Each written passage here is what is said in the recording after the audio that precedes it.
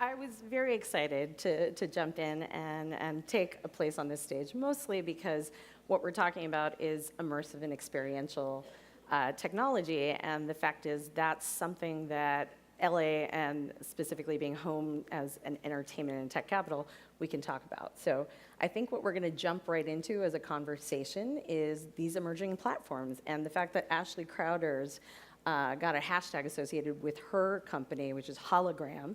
I'm going to let her talk about how immersive experiences are coming to you in different forms.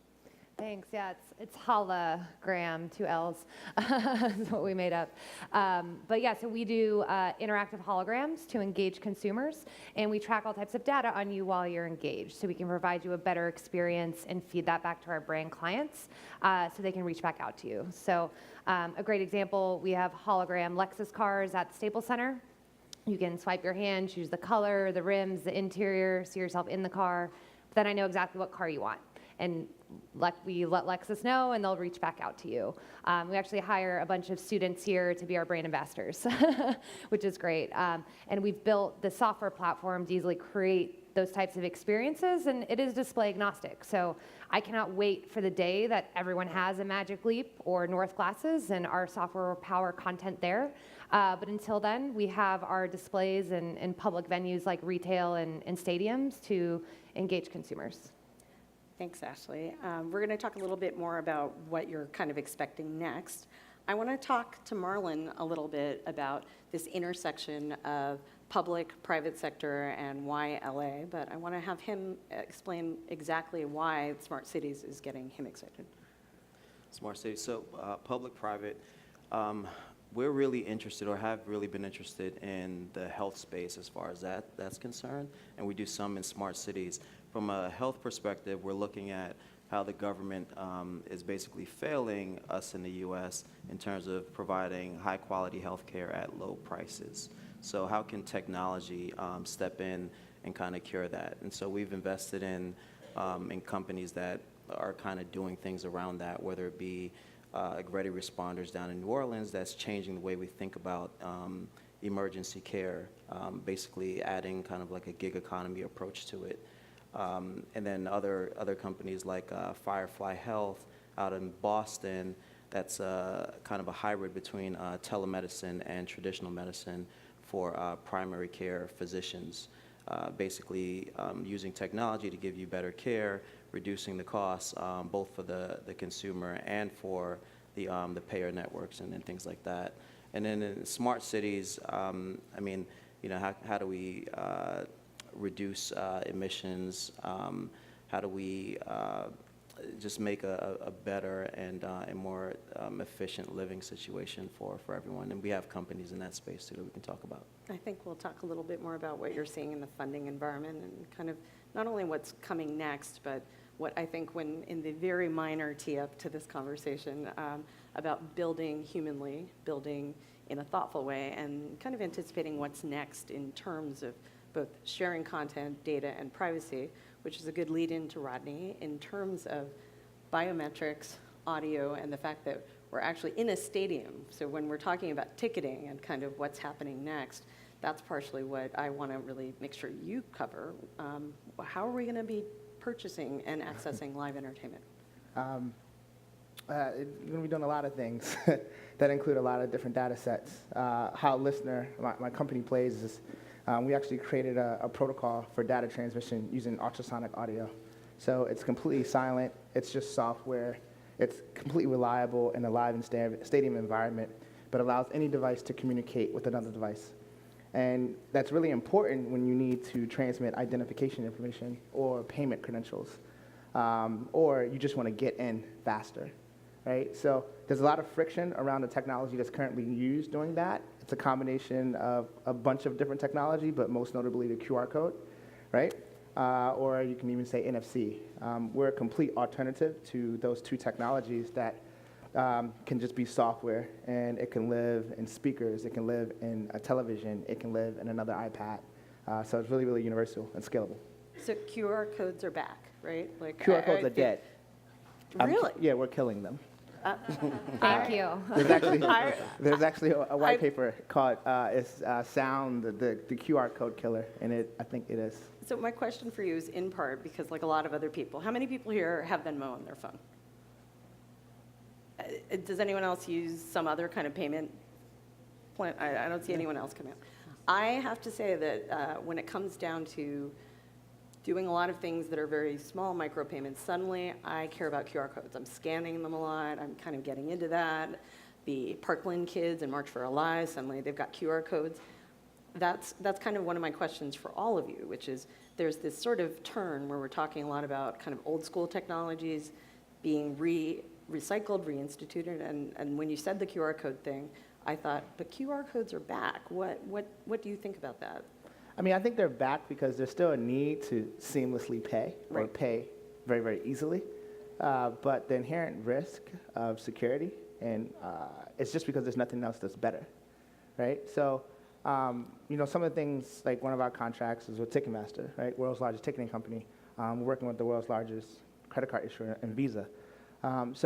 We actually went top down to change the market because we had to prove that we are secure and we are more seamless. So I actually think there's going to be a shift. But if you look at markets like China, who went really, really big in the QR code in 2002, Yeah. 23% of all Trojan viruses actually stem from a QR code. So the government is actually banning QR code payments over a certain amount. So that's what happens when you overinvest in a fraudulent technology. At some point, it will become a significant problem. So now even Sound, my company, is being introduced in markets like China and India and others for that reason. As an investor and Yes. listener, I agree with that. but I think to answer your question, why they seem to be coming back is because, I mean, it's a decent mousetrap for, like Rodney was alluding to, for things that are low security and stuff like that. And, we try to implement like heavy technology solutions like beacons and things like that that are really costly to implement and also difficult to implement. Whereas you had this simple QR code thing that you could just use, right? The difference with Sound is that it's a speaker and a microphone, right? Every phone in here, every tablet has that. They're listening. So right. So now you actually have the better mousetrap that's more secure. So yeah, it had a slight revival, but it is on its way out. That really raises a question that I think is on a lot of people's minds for many reasons, but especially for me coming off of South by Southwest last week. I would say that the big theme was an ongoing one, which is data surveillance and privacy. And I'm curious in part because when you're talking about biometric audio prints in this case, but in general, when you're talking about public sector or smart cities, we're navigating where data resides, who owns it, what the implications are. And I was wondering how much of that factors into what your investment kind of outlook is. So I think they're different worlds, right? You're talking about data collection for like a social network, right? Very different than data collection for, for a government system, right? And the checks and balances in place traditionally have been different. From right? the end user's perspective, and I bring this up because I think we're going to be talking about this with Ashley a little bit, especially when you're talking about very young generations and the next generations of users, so even beyond Gen Z, post-Gen Z.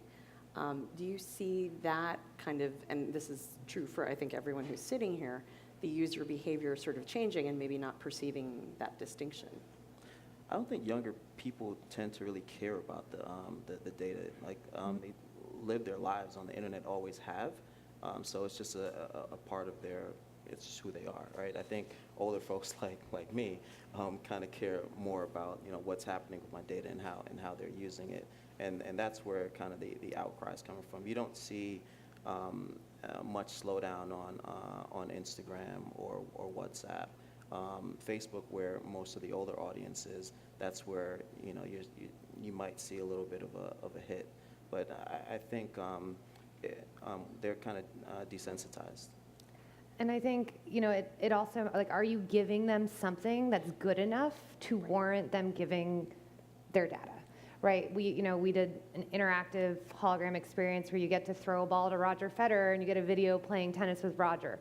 Everyone from age 85 to 5 did it, right? And we had to get their email. We have facial recognition built in, so we know your age, gender, sentiment just by you interacting. But it's so we can provide that better experience. And I definitely agree with your point to the age difference. My father refused to get on Amazon. He will not put his credit card in the internet, right? Until, Wait, your father lives without shopping on the internet? Yes. I'm younger than her father. Yeah, you are definitely younger. He's much older, but he's been going blind, and so I bought him, an Alexa, and it showed him how he could talk and get a response, and that huge benefit finally outweighed. I just put my credit card for a while and was like, see, no one stole my identity. but it's when that benefit can outweigh that fear, and it's a matter of trust and making sure you're following GDPR if you're working in Europe and everything else. But it's the benefit outweighing. Ashley, you're speaking to, for most of us, voice-activated recognition. That's become kind of old hat. I think pretty much everyone in this room has had some experience with that. But what you're talking about in terms of your own technology in your company are experiences that are much more pervasive and immersive. And I wonder if you could speak a little to that and how that's a very different experience than when you have something when MR really is integrated into your life. Yeah, it's we started the company about 6 years ago, and in the beginning we said hologram, and people thought we were talking about like the stickers that like changed. That was when you kind of the moved old them. school technology. Yeah, and we were like, no, Star Wars, and then like thank God Pokemon Go came out, so we had like a point of reference. So we're like, yeah, like Pokemon Go, but you don't need to hold up your phone, and so it's just been watching the evolution of mixed reality, whether it's headset based where it's projecting something in front of you, holding your phone up and placing digital objects, or with our technology that projects it's being able to seamlessly connect to data like never before by putting the digital into our world. And I think Columbia University just came out with a study last year that people recall these experiences as an actual experience, not like watching a video or reading a book. And so because of that, they retain 40 to 60% more information. So for us, our clients are brands who want you to remember them. So that's huge. And then, for a university, think about how that's going to change education. And actually, that brings up a really good question for all of you. With these emerging platforms and these technologies, it's the kind of age-old question, well, what are your metrics? How do you measure that for advertisers? And so, yes, we'll ask you that question in terms of, what kind of ROI you're looking at and what you're really selling with that and what you're investing in. But I would ask the big picture question of what kind of more qualitative story are you telling, and what do you see in terms of some of this behavioral data? Yeah, I mean, from our standpoint, most of our clients are brands. So for all the data we collect, we sync with their CRM system. So for Lexus, we've more than doubled their qualified leads in every venue we've done over the past 3 years. So, a 2-week install became a 3.5-year contract. So we're constantly tying our experiences back to sales. So we know if you interacted with that hologram, you then made a purchase. That's for us. I mean, there's, Stryker is a really interesting VR company that just did a huge launch training Walmart employees. And they had, a VR trained group and a non-VR trained group, and the VR trained group outperformed the other, again, because people can remember better by experiencing in mixed reality, and they just generally enjoyed it more. Right.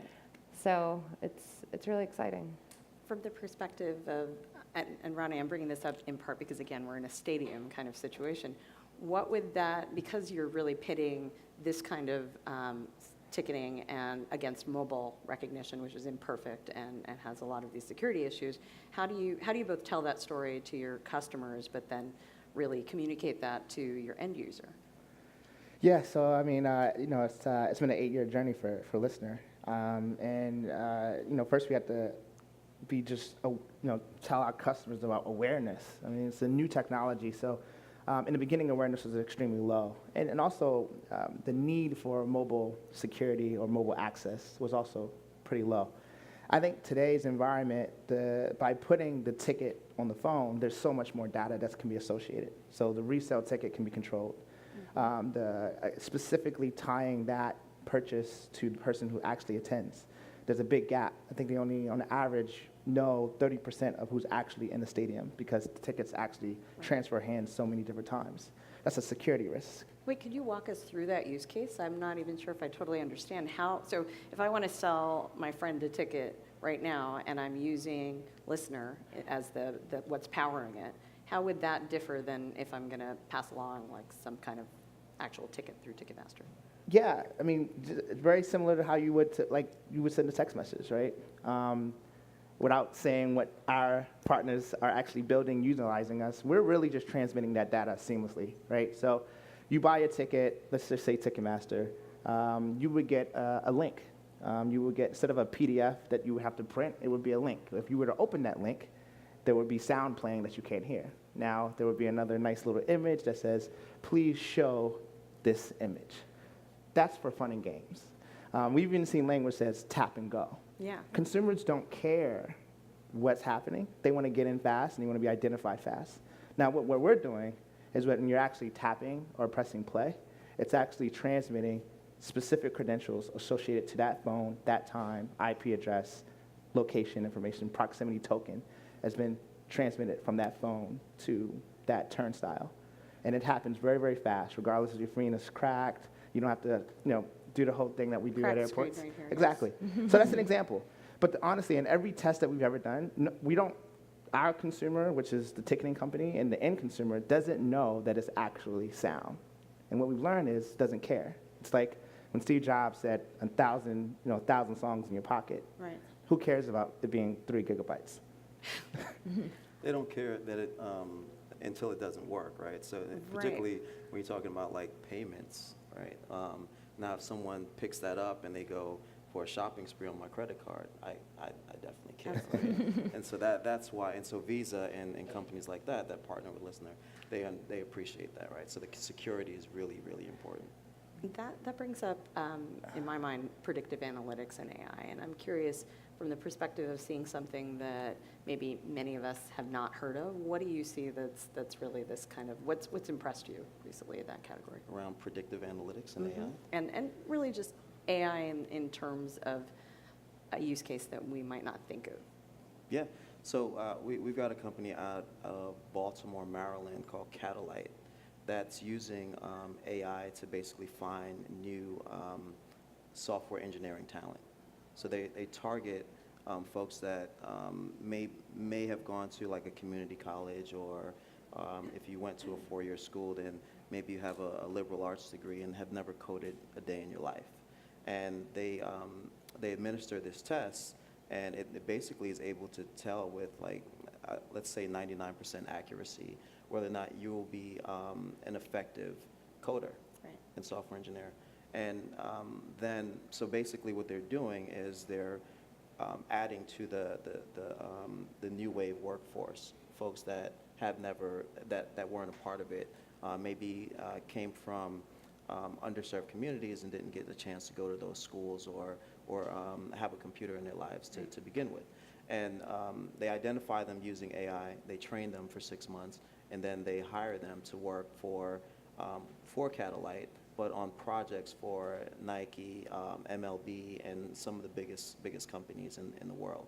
So that's one use case where it's kind of leveling the playing field and identifying new talent and then applying it to make our world better. This brings up a phrase which I have to admit, I was Googling this on the way over, and the idea of philanthroteens, when I talk about kind of even post-Gen Z, so the idea of imbuing both your work life and how you purchase or consume media based on having some social good, that's supposed to be a characteristic of kind of the generation coming up. And I'm curious, kind of to your point about making sure those digital divide issues are being bridged. Are you already seeing this, all three of you, in terms of actual both behavior or how you're building product or anticipating your next group of customers and audiences? Yeah, I mean, I'd say for us, it's really interesting. If you're under 18, like people walk up and they automatically know how to interact with the hologram. And like they don't care. It's super fun. Adults are more timid. And don't want to like do it alone. It's been like, so we have like more Really? group experiences when it's like an older, like we did like a charity benefit and the average age was probably like 65. And so like it was funny. It was just, it's interesting watching the difference. It's just like how like a 2-year-old automatically knows how to use an iPad now, you know? Absolutely. And this is with like gesture-based interaction. But I think we'll see that continue to, you know, it's just kind of the new normal though. Do you see that running in terms of really the idea that someone who might want to work for you at some point or is looking at your company in terms of the company itself is looking at how you do business or the sort of social good aspect? I think it depends. I think it's important to have a purpose that is definitely tied to something that's important to the demographic that you're either serving or you're trying to attract. We originally started in Cincinnati, Ohio, and we still have an office there. But you know, at one point in time, it's a real benefit that we still make an impact in Cincinnati. Even the employees in California still care about making an impact in that community. So yes, we do all this other stuff, but the impact that they feel that they can change in that community with tech and talking at schools, it's a significantly more impactful purpose than a bigger city like Los Angeles or others. Right, and I will say that given I'm here as an entrepreneur in residence for LA 2050, which shout out to trying to improve lives of Angelinos through technology and inclusivity, among other things, by 2050. My question for you is why LA? We're seeing LA, and you know, this is me being a cheerleader for my new city, as this kind of convening point of gaming, of AR, MR, of Silicon Beach, of entertainment and consumer-driven content leaders. And I'm curious whether you could speak a little bit to that. I know you're representing Cincinnati here, but your customers and your clients are here. So we have an office in Cincinnati. I actually live in Los Angeles, and we have an office in Oakland. But then I co-founded another company that recently moved from Cincinnati to LA for how much I believe in the LA market. Because of the lower cost of living. Definitely lower costs. But no, we saw a trend with LA, and we saw a growing, emerging ecosystem, and it was very, very attractive. That company is a company called Solo Funds, which is a lending exchange for lenders and borrowers. So it allows anyone to lend to anyone else and make money, and allow people that need access to be funded very quickly. But it's following a path of a lot of LA financial companies in the market, like Acorns or others, Tala, Zest Finance. It was one of the reasons why that company moved, and partly one of the reasons why I'm here, outside of the fact that I commute every week. But that's good. Yeah, and I mean, for us, LA is the epicenter of AR, VR because of all the studios here. I mean, you have like the 3D artists and tech talent that you need. And what we've seen is the studios saw what happened to the music industry when they ignored tech. And a lot of the studios have funds and are investing in AR and VR. And almost all the studios are our clients. So LA is definitely the best place for a mixed reality company. Yeah, I started my career in venture in Silicon Valley. I did, I think, 5 years with Intel Capital. And the first 2 years of cross-culture I spent in Silicon Valley, but I was coming down here basically on a weekly basis because my partner was here. And I saw something almost magical happening, right? We saw, you know, some exits like Dollar Shave Club, the Oculus exit that was, you know, they were originally founded here, and others. And basically what that usually means is that the folks that have been in those companies for some time, you know, they're going to get tired of being in those companies, and they've amassed some wealth, and they have projects that they're passionate about, and they're going to want to spin out and create companies. So they were going to be more entrepreneurs.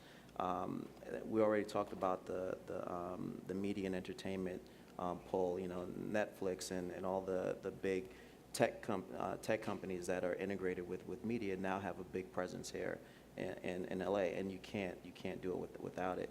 But like, you know, I'm an investor in Solo Funds. FinTech is here. One of our early investments was a company called Thrive Market, which was like an online grocer. Now, one of the top 3 online grocers in the country. So there's just a variety of entrepreneurs. And then there's talent. We talked about the talent that's exiting some of these successful companies, but some of the best technical institutions on the West Coast are in Southern California, right? And then you have schools like USC and others that are now creating entrepreneurial labs and venture funds and things like that that's also contributing to the ecosystem. And investors like me are getting excited and coming down here and opening up our checkbooks and writing checks. So I think it's kind of a perfect storm that's happening. It's still kind of early, and for me, it was just like the right time to jump in. Well, I will say, I was about to say shameless plug, but really proud one that we're in $1 million grant cycle right now, where if you've got an idea and you want to make LA great, please talk to me about this. But I think my final lightning round question is... And we have a mayor that's Absolutely. pretty excited and actually gets in and implements things to support it. That actually brings up a really good point, because Mayor Garcetti's dashboards around data are kind of, LA gets awards for this, a lot of recognition. When it comes to thoughtful bills, I wanted to bring, my lightning round question really was, are you optimistic about tech's ability in the biggest sense to make us more human right now? We're living in a time where I sort of feel like one of the reasons I wanted to have this conversation is how we're building for good. So I guess, are you optimistic or are you not? If you want to go down the line, Ashley.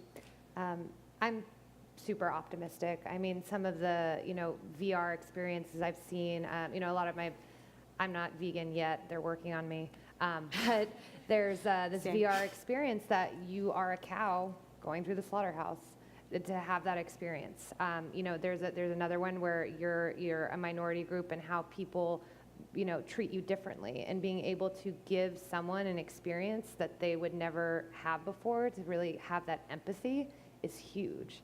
And I think mixed reality is just starting in that respect. Yeah, 100%. We believe in investing in what we call gap closing companies, right? So not companies that are only building for the top 1%, right? So how does this solution either help bring us together or create opportunities for more? Last word. I think technology doesn't take away from the human experience. I think it adds to it. I think it breaks borders. I think it allows people to communicate. I think it allows people to see each other.